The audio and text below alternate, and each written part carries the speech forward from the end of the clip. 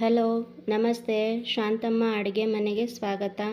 ನಾನೀಗ ನಿಮಗೆ ಬೆಳಗ್ಗೆ ತಿಂಡಿಗೋಸ್ಕರ ಒಂದು ಸಿಂಪಲ್ ಆಗಿರೋ ಕೊಕೊನೆಟ್ ರೈಸ್ ತೋರಿಸ್ತಾ ಇದ್ದೀನಿ. ಅದಕ್ಕೇನೇನು ಬೇಕು ಅಂತ ನೋಡ್ಕೊಂಡು ಬರೋಣ. ಸಾಸಿವೆ ಇಟ್ಕೊಂಡಿದ್ದೀನಿ, ಹುಣಸೆಹಣ್ಣು ಸ್ವಲ್ಪ, ಬೆಲ್ಲ, ಒಂದು 10-15 ಒಣಗಿದ ಮೆಣಸಿನ್ಕಾಯಿ ಇಟ್ಕೊಂಡಿದ್ದೀನಿ, ಒಂದು ಬಟ್ಲು ಕೊಬ್ಬರಿ ಇಟ್ಕೊಂಡಿದ್ದೀನಿ. ಇವಾಗ ಇದನ್ನೆಲ್ಲ ಹಾಕ್ಕೊಂಡು ಮಿಕ್ಸಿ ಮಾಡ್ಕೊಳ್ಳೋಣ. ಮಿಕ್ಸಿಗೆ ಒಣಗಿದ ಮೆಣಸಿನ್ಕಾಯಿ ಹಾಕ್ತಾಯಿದ್ದೀನಿ,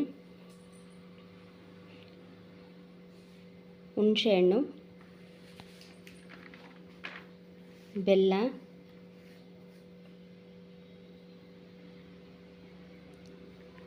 ಸಾಸಿವೆ,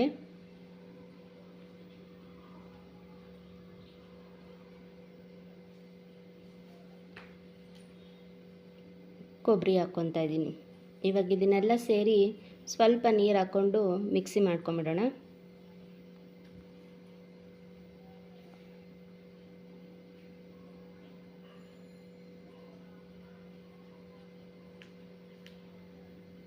ನೋಡಿ, ಈಗ ಇದು ಮಿಕ್ಸಿ ರೆಡಿ ಆಗಿದೆ.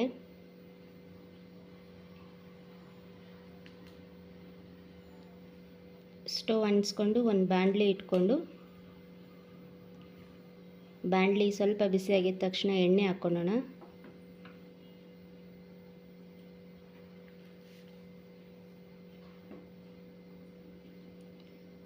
ಎಣ್ಣೆ ಬಿಸಿ ಆದಮೇಲೆ ಸಾಸಿವೆ, 1 ಸ್ಪೂನ್ ಸಾಸಿವೆ ಹಾಕ್ಕೊತಾ ಇದ್ದೀನಿ.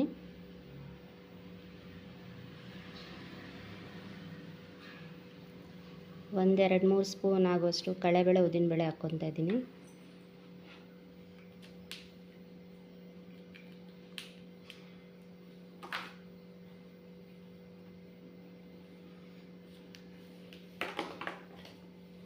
ಈಗ ಅದ್ರ ಜೊತೆ ಒಂದು 5-6 ಸ್ಪೂನ್ ಆಗೋಷ್ಟು ಕಡಲೆ ಬೀಜ ಹಾಕ್ಕೊತಾ ಇದ್ದೀನಿ.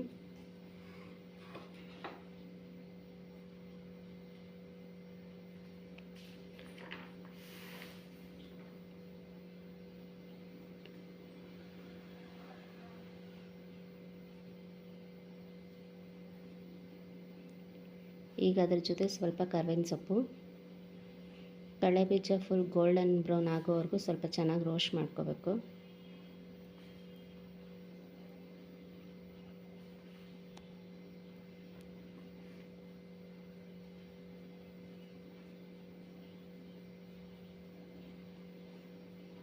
ಒಂಚೂರು ಅರಿಶಿನ ಪುಡಿ ಹಾಕ್ಕೊತಾ ಇದ್ದೀನಿ.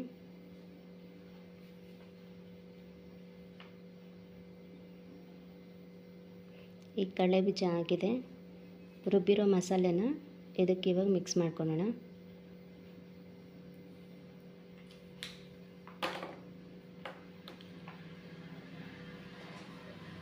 ಎರಡು ಸ್ಪೂನ್ ಉಪ್ಪು ಹಾಕ್ತಾ ಇದ್ದೀನಿ.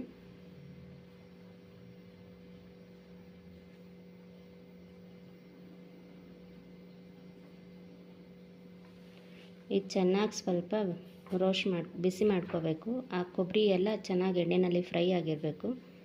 ಈ ಕಡೆ ಒಂದು ತಟ್ಟೆನಲ್ಲಿ ಅನ್ನ ಆರಿಟ್ಕೊಂಡಿದ್ದೀನಿ.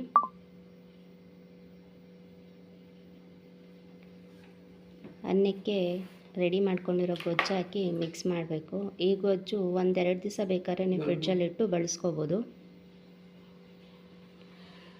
ಅದಕ್ಕೆ ಸ್ವಲ್ಪ ಕೊತ್ತಂಬರಿ ಸೊಪ್ಪು, ಕರ್ಬೇವಿನ ಸೊಪ್ಪು,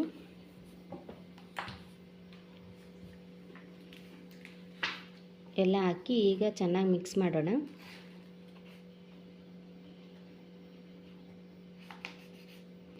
ಅನ್ನ ಚೆನ್ನಾಗಿ ಮಿಕ್ಸ್ ಮಾಡಿಕೊಂಡ್ರೆ ಬಿಸಿ ಬಿಸಿ ಕೊಕೊನೆಟ್ ರೈಸ್ ರೆಡಿ. ನಿಮಗೆಲ್ಲ ಈ ಅಡುಗೆ ಇಷ್ಟ ಆಗಿದ್ದರೆ ಒಂದು ಲೈಕ್ ಮಾಡಿ, ಸಬ್ಸ್ಕ್ರೈಬ್ ಮಾಡಿ. Thank you for watching.